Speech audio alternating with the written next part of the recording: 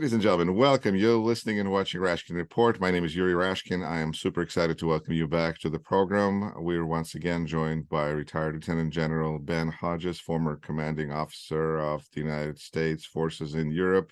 Ben, thank you for your service. Happy July 4th. We're recording this today, and welcome back. Yuri, thank you very much. I really enjoyed the last time, so I'm glad you gave me another opportunity. I'm glad to do it every day.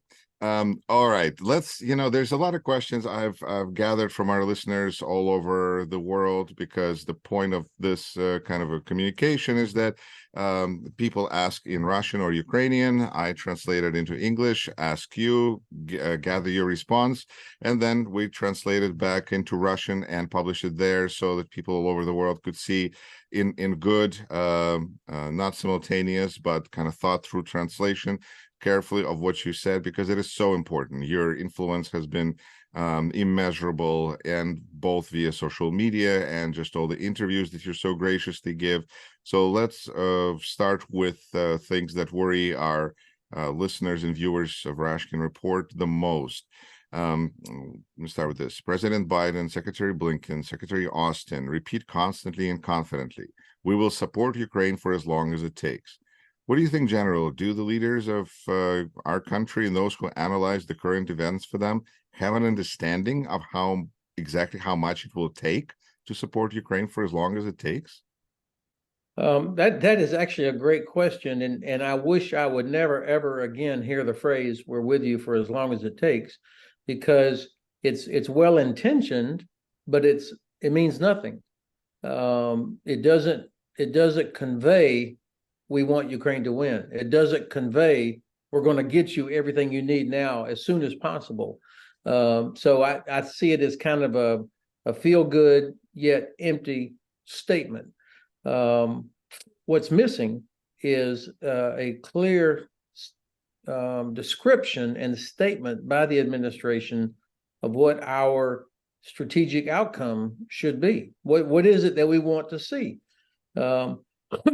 Judging from the actions, it seems that the administration clearly wants Ukraine to not be defeated, but it doesn't seem like it wants Ukraine to win and get all of its borders all the way back to the 91 borders.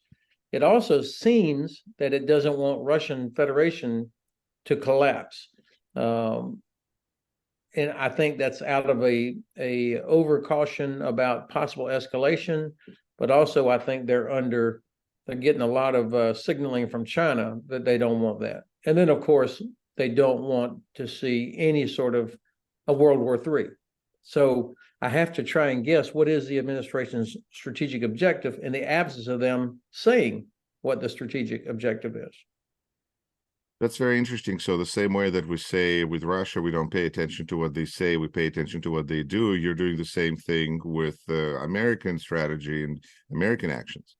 Yeah, the decision making over the last 18 months has been very incremental. I mean, there was concern at one time that we can't give Stinger because if a Ukrainian shoots down a Russian helicopter with an American Stinger, the Russians might escalate. And so it's been that kind of thinking for a year and a half, and eventually the administration will come around and say, okay, we can provide Patriot, or okay, we can provide Abrams, after going through months and months of excuses of why that would be a bad idea. And I think it's because they haven't or can't articulate or haven't really figured out what the strategic objective is. And so therefore you end up with policies that are not anchored into ensuring the success of that achieving that strategic outcome. I think that's our main problem. Otherwise, ATACMS would have already been over there. You'd have hundreds of Ukrainian pilots already trained in F-16s. You'd have hundreds of Abrams and Bradleys and other things that were needed. But instead, what we get, and I have to say, the administration has done a great job. I mean, $40 billion worth of stuff. That's not inconsequential. And the president has kept the other 49 states, nations on board with this effort to support Ukraine. So also not inconsequential. But when it comes down to it, they haven't said, and they won't say, we want Ukraine to win, no matter what it takes. It's interesting because you've said again this that we want Ukraine to win. That's a familiar theme that I hear from you, but it's unfortunate that we still don't hear this from administration, even though so much help is given.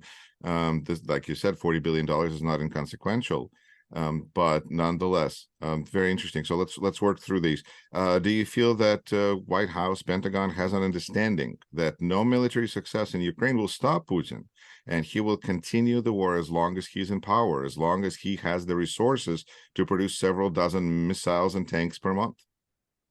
I think that the administration does understand that, but that there is probably not, in fact, I would imagine, I don't know this, but I would imagine that there are huge debates inside the White House, inside the National Security Staff, inside the State Department, and inside the Department of Defense about how to proceed, because there are a lot of good people working hard on this, a lot of them with a lot of expertise. But there is a part of the White House, of this administration, they're the same ones that dealt with Russia during the Obama administration. They're here now, and the Obama administration did a terrible job, I think, dealing with Russia. And so now they're the ones handling Russia issues again.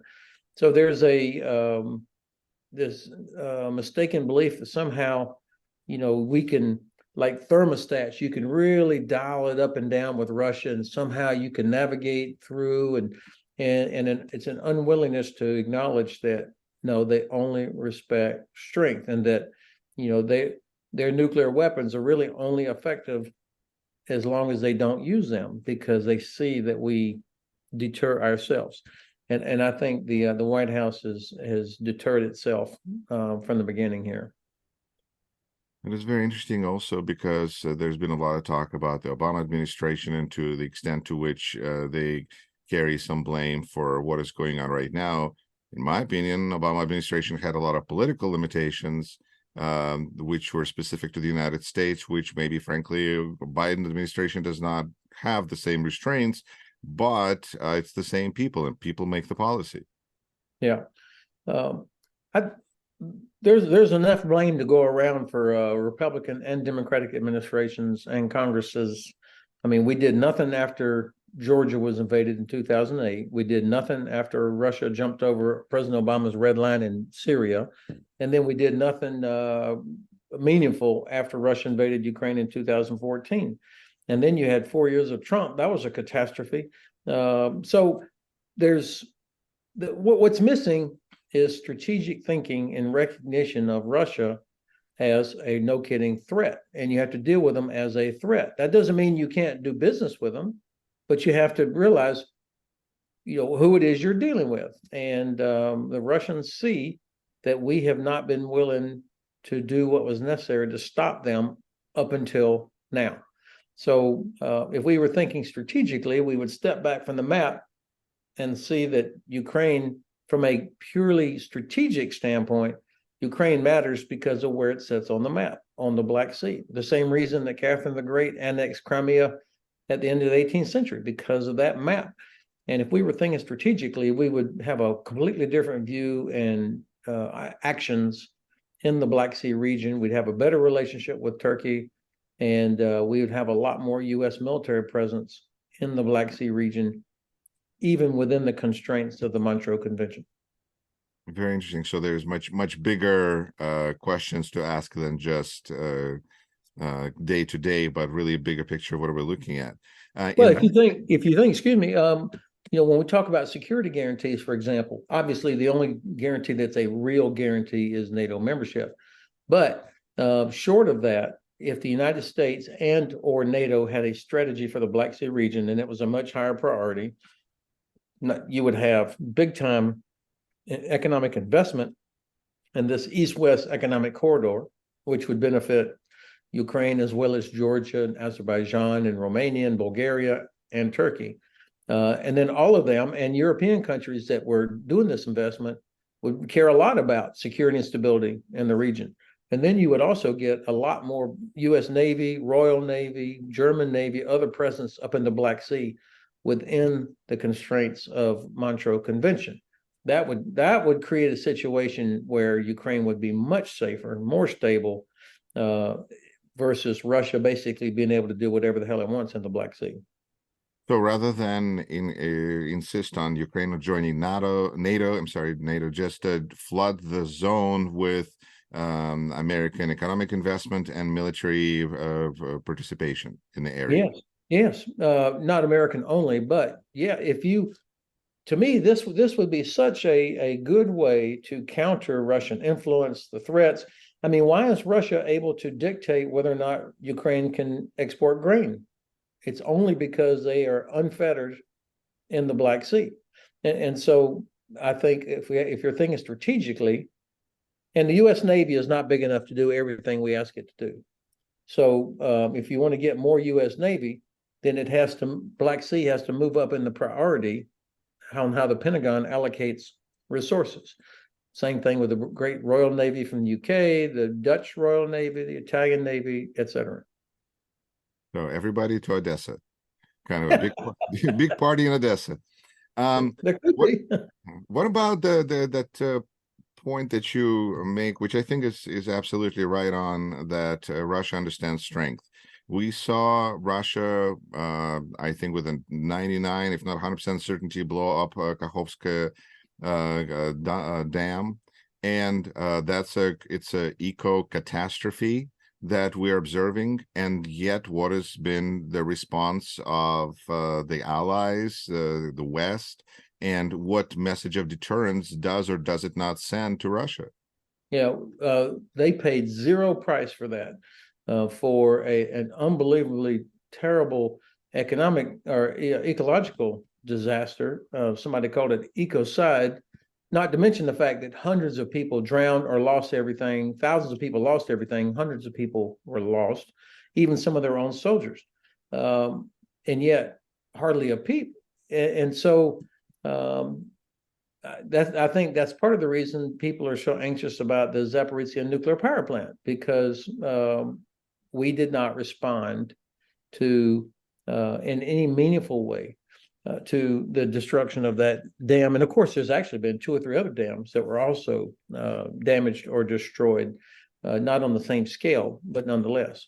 Could it be that when we are not responding, we're saying, you are not scaring us, Mr. Putin, we're going to continue with our plans as they were, and it doesn't matter what you're trying to do?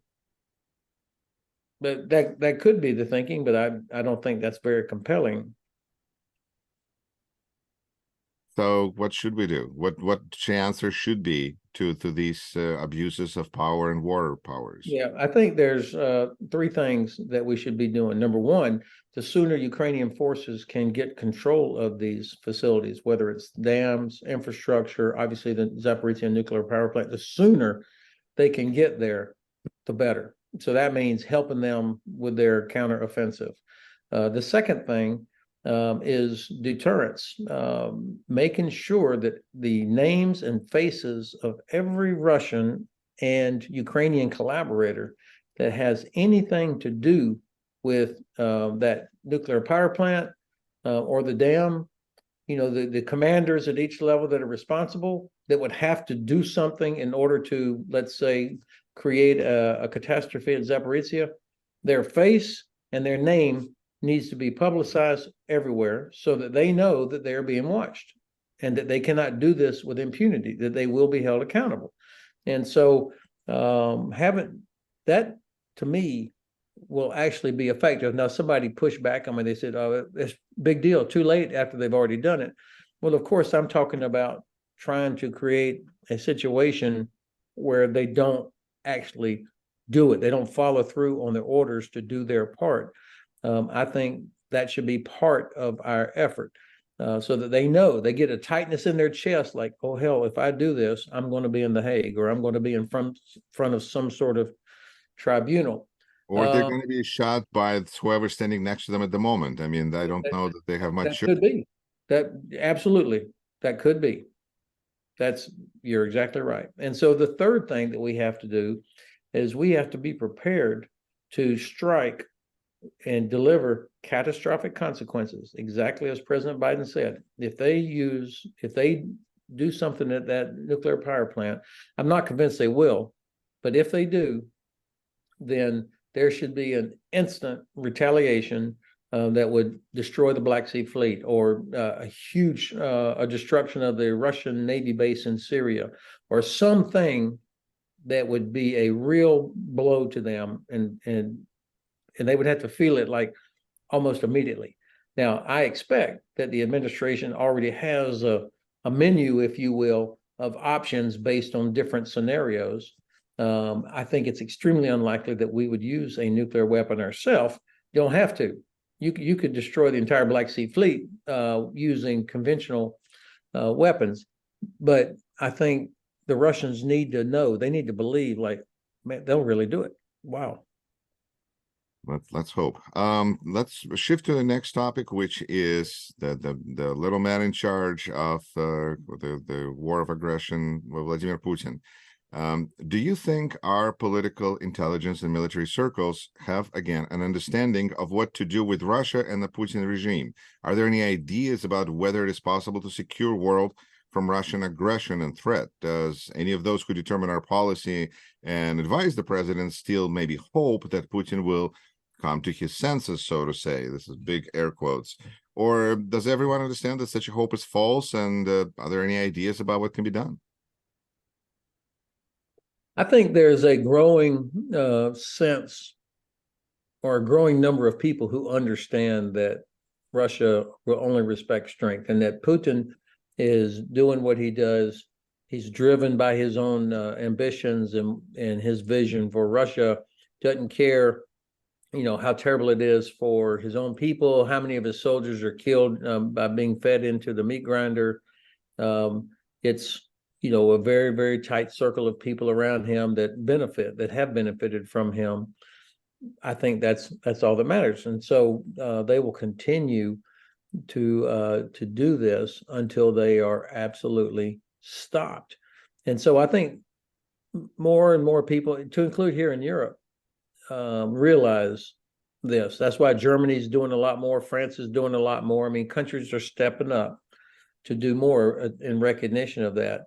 But I still think that the overriding fear of the potential for a nuclear escalation is so great that we still continue to stop short of taking the bold, decisive action that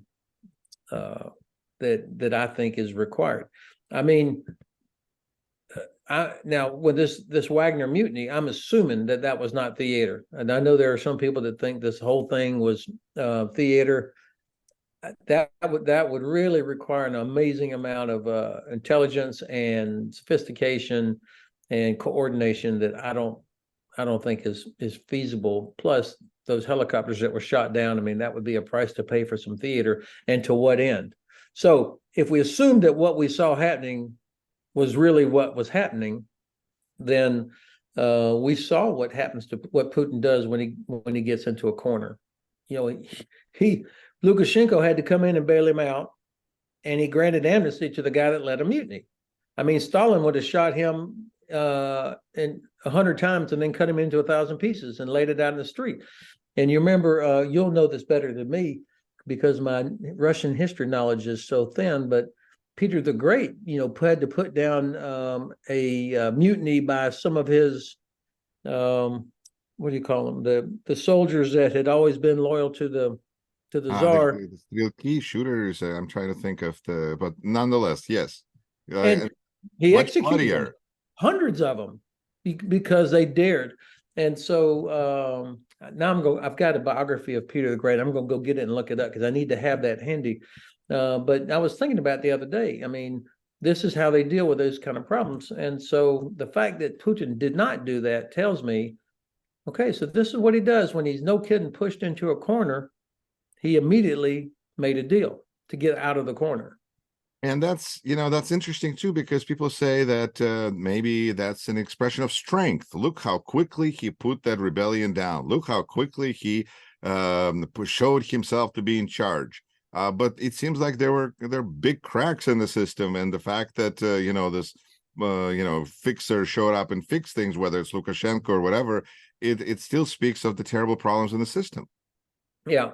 Well, first of all, I have stuck to the phrase mutiny because a mutiny is what happens typically inside the military when you want to change the conditions, whether it's pay, living conditions, who's in charge, whatever.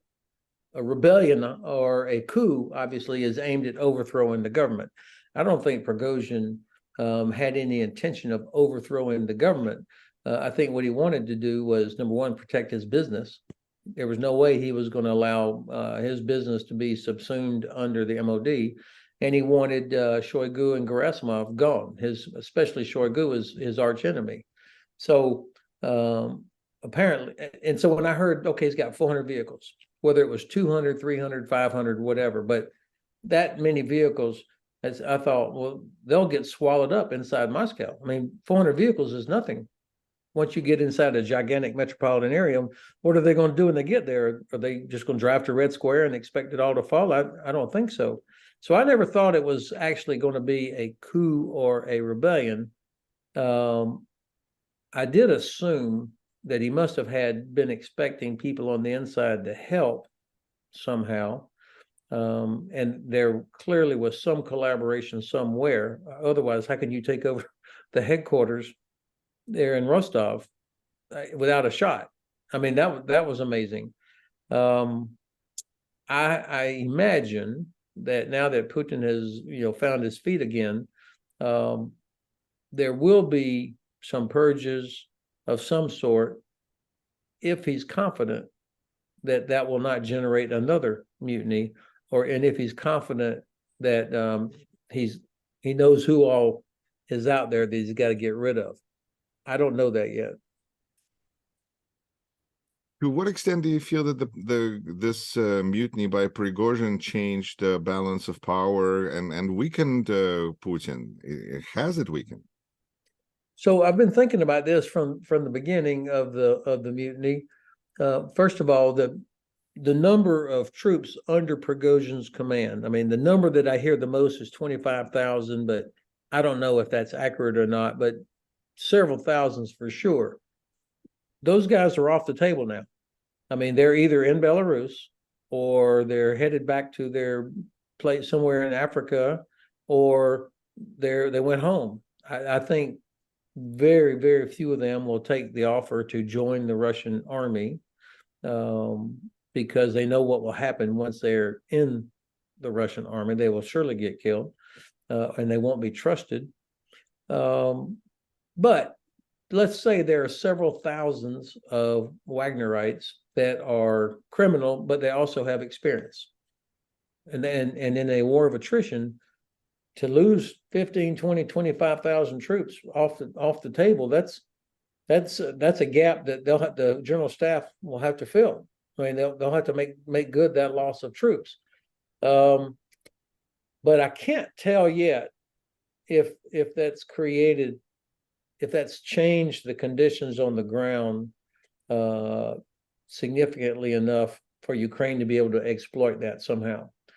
Psychologically, I would imagine that the Ukrainian side is pumping out a steady dose of information, of offers to Russian troops saying, you don't have to die here.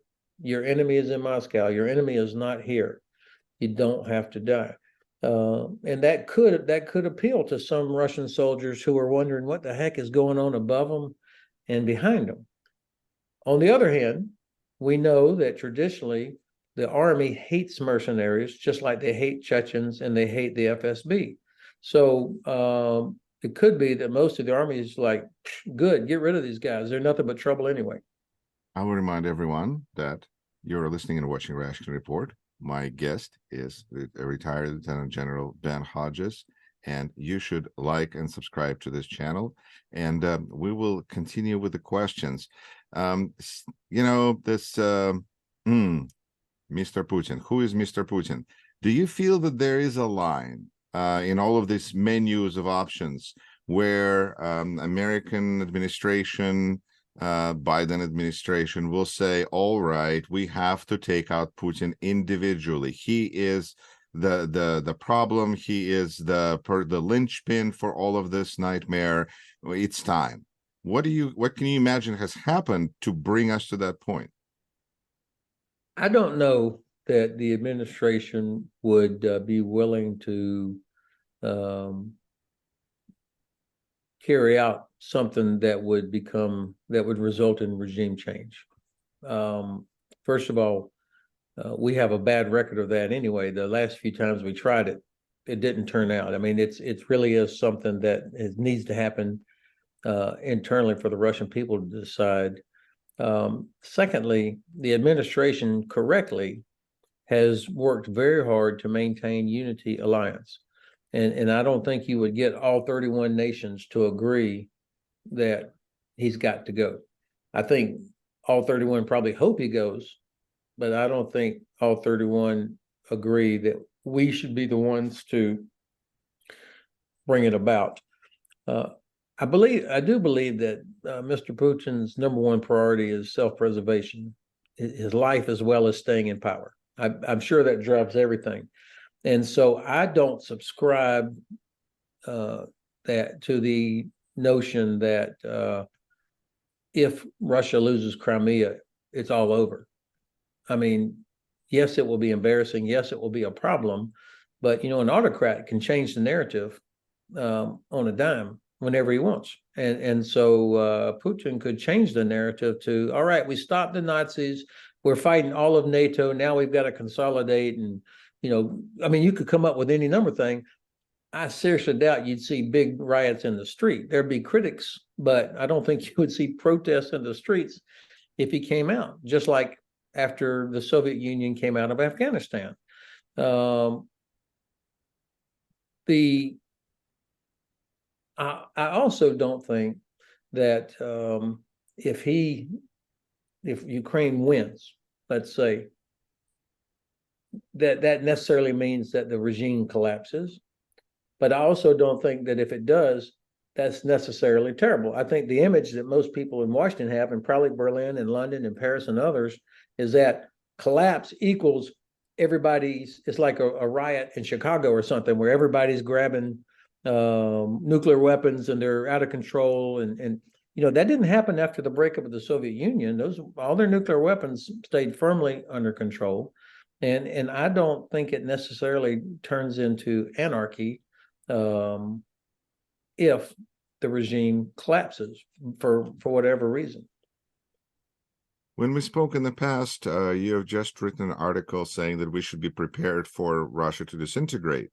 How do you assess our efforts up to this point on that front?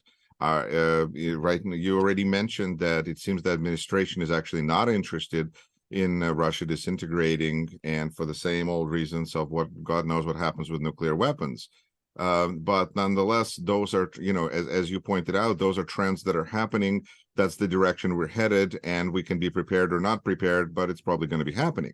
Yeah. So how much closer you feel we are to that stage, and just the understanding again that has formed around, is there any sort of consensus on this? So I think the Chinese absolutely want to maintain status quo. They do not want to see a collapse because they want to continue access to cheap gas.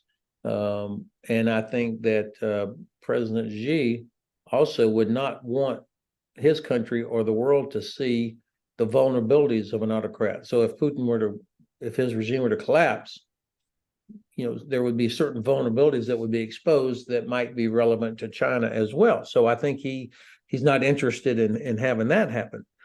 I don't know how much we've done. I would expect, in fact, I'm sure that all the relevant agencies in the United States and UK and others have a good idea of where all the nuclear weapons are kept in storage. We have a sense of where those are. I've been trying to raise my nuclear IQ here lately to understand more and more about, how do tactical nuclear weapons, where are they kept, how are they employed, what's required. So I'm less concerned about that. I think our allies in Estonia, Latvia, Lithuania, and Poland are concerned that they would be swamped with refugees coming from Russia, either seeing opportunity or wanting to get away from the violence that could be there, depending on how this might take place. But my sense is, while many might hope, or in their heart of hearts hope it all goes away, I think from a practical standpoint, most hope it does not actually happen like that. I hope you'll correct me, but I think for the last 500 years, Russia has been only an empire, going back from before Peter the Great until now. It was in different forms, but it really was an empire versus being a Westphalian state. And so because of that, they never had to reckon with war crimes. They never had to reckon with the consequences of their actions, except internally. And so if they continue as they are now, then we're going to get another Putin. It can't be anybody worse, but it'll still be that same sort of power. Let's spend the few remaining minutes we have on the assisting Ukraine piece of this big puzzle. First of all, do you consider current military aid and general aid to Ukraine sufficient? No, I do not. It's enormous, but that's not the standard. The standard is, are we helping Ukraine to win? Are we helping them to accomplish what it is they're trying to accomplish? The most glaring shortfalls are in aircraft. The F-16 is the one that's talked about. I'm not hung up on a particular platform, but that sort of capability that would enable them to support ground operations, as well as to attack logistics and headquarters and that sort of thing, and missile launching sites inside Ukraine, inside the Russian controlled parts. And then the second thing is long-range precision fires, specifically talking about ATACMS, but not only. There's Gray Eagle drones, ground-launched small diameter bombs. These are all systems that would enable Ukraine to, number one, go after Russian headquarters and artillery and logistics, which are necessary to Russian defenses, and it would enable Ukraine to make Crimea untenable for the Black Sea Fleet and Russian Air Force and other Russian capabilities that are on Crimea. If they had ATACMS right now, the Black Sea Fleet would already be gone. They would have had to reposition to Novorossiysk. It's almost exactly 300 kilometers from Odessa to Sevastopol. So you could imagine a precision weapon with a powerful warhead like ATACMS. They're hitting ships, they're hitting maintenance facilities, fuel, all the stuff that makes Sevastopol a port. That would be gone, and the Black Sea Fleet commander would have to reposition to save his fleet. And Novorossiysk, I don't believe, has the same capabilities. So not only would it be further away, it would be much more difficult for them to maintain the current level of operational capability. Our very informed viewers, right? General Hodges has repeatedly stressed that the armed forces of Ukraine will be able to return to the borders of 1991 already this year. Is such a development of events possible without providing Ukraine with MGM-140 Army Solid Propellant Tactical Missiles system? No. Does Ukraine needs to have all of those weapons listed, all those platforms mentioned, to win this year, or not? Yeah. So I'm glad your listener said that. I have advocated and stated very clearly that I do believe that Ukraine could liberate Crimea by the end of the summer, and that this whole thing could be done by the end of this year, if, with a gigantic Grand Canyon size caveat, if we provided what they needed. Because I'm so confident in the Ukrainian general staff and in the skill and the will to fight of Ukrainian soldiers, and the weakness, the fragility of what's on the Russian side. But if we don't provide those things, the long-range precision weapons, air support, then I'm not nearly as optimistic that it will get done this year. There's no doubt. There's no doubt in my mind that Ukraine is going to win. The Ukrainians have already sacrificed too much to stop, I believe, of their own. But if the U.S. would make the decisive decision, if the U.S. would act decisively, then this thing could be over, as I said, this year. What is your opinion of the counteroffensive as it is right now? Is it too slow, or if this is normal tempo, when will it be fast? Yeah. So I think that the Ukrainian General Staff has done a great job on several fronts, on several things. Number one, they have been very disciplined in what we call OPSEC, operational security, protecting information. You and I and journalists and everybody else are not entitled to know exactly what their status is, what the plan is, where are they, how many casualties have they had. Ukrainians are protecting that information because they don't want Russia to know it. And so this is necessary to protect their own troops as well as to protect the mission. So that's everybody, we all have to keep that in mind, that we're not going to know exactly what the status is. Secondly, all of us have been watching video of very good, effective Ukrainian troops in clearing trench lines. So you see that fighting. I mean, basically, you can only see a few meters down a trench or whatever a drone shows you. So commanders, when they're sending back reports to their next higher headquarters, they're not sending stuff back for journalists. They're sending it back to their commander. And so there's going to be a lag of several days from what happens on the ground to what we actually might see at home.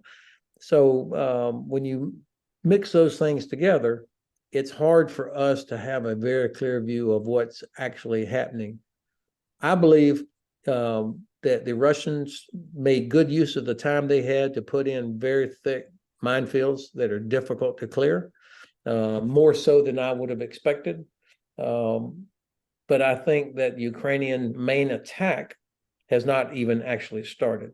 I think what we're seeing is the leading elements that are up there probing, pushing, looking for vulnerabilities, looking for cracks, and eventually they're either going to make a crack or they're going to find one.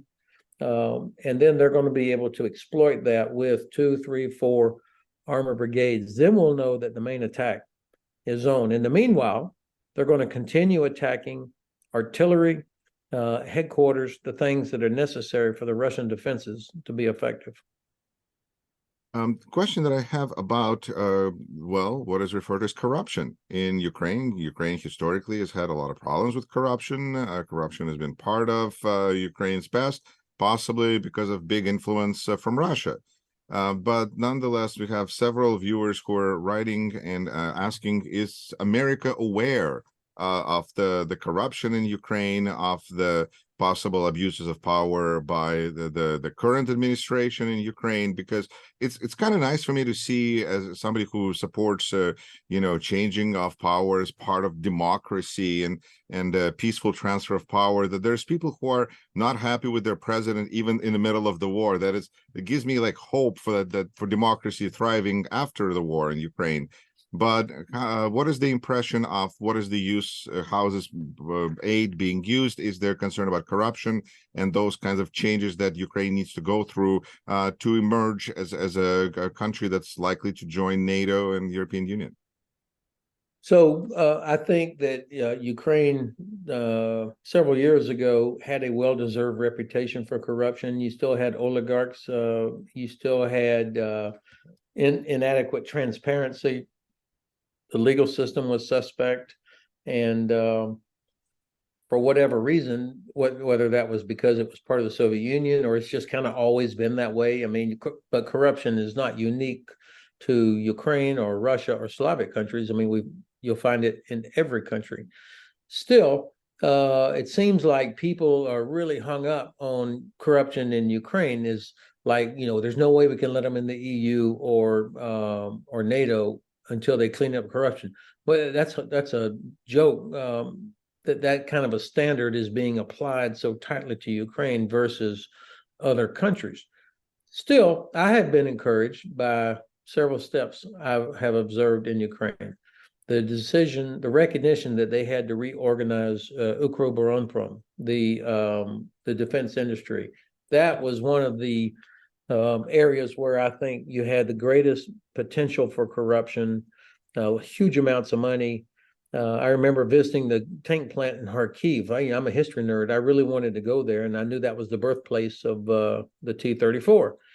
And so I go there, and of course, there's a huge shrine to the T-34, and I'm in the factory, and it was cool. I mean, they were doing sparks flying everywhere. They were repairing damaged tanks that had been hit in the ATO. This is in the years like 15, 16, 17, 2015, 16, 17. And I was there in 2017. And then I look across the room and I see a line of brand new tanks. I mean, they still had the new car smell. And I said, "Oh, are those going to the ATO?" And they said, "No, those are going to Thailand." I said, "Thailand? What? You guys are humping my leg for Javelin and you're exporting top quality tanks?" And they're like, "Oh, yeah, the MOD won't pay what we need, so we're selling them somewhere else." And I thought, okay, we have a problem here. I think the fact that there was a judge, a very senior judge recently that was arrested. So these things are happening during wartime. And then finally, I think it is absolutely Russian trolling when you hear people talk about weapons that have been provided to Ukraine have ended up in the black market. I even saw a tweet yesterday that somebody said that they had ended up in Paris. They were being used by rioters. I mean, that's the nonsense that's out there. You can be sure that the embassy team, the U.S. embassy there, and I would imagine the other embassies have the same responsibility. Whenever this kind of equipment is provided to Ukraine, everything is accounted for. I mean, we did a terrible job of that in Afghanistan and Iraq in the early days. So the administration is already super sensitive. And so whether it's a rifle, machine gun, a mortar, a tank, whatever it is, those things are accounted for. So much so, I remember I was talking to a group of Ukrainians, and I knew that they had been issued the new first aid kit, the one that we use. I mean, it's the best thing. It's IFAC, individual first aid kit. It is incredible what it has in it. And I said, "How come you guys don't have them?" And what I discovered that some commanders were locking them up because they were worried that they would not be able to account for them all, that soldiers might sell them or get rid of it or whatever. So the commanders were so attuned to the requirement to have accountability of everything that they were taking those steps. So I don't accept that. That is good to hear. Back in Washington, how do you see Congress supporting more aid for how likely Congress is to support more aid for Ukraine? This is going to be an upcoming huge issue and could be another battle. Yeah. So far, I think people should take great heart from the strong bipartisan support in the U.S. Congress for Ukraine. That's manifested not just in statements, but of course in the amount of money and equipment that's been provided. This is a significant amount that the Congress is doing. So we saw that it was not an issue back during the midterm election last year. Some people tried to make it an issue, and it absolutely was not an issue.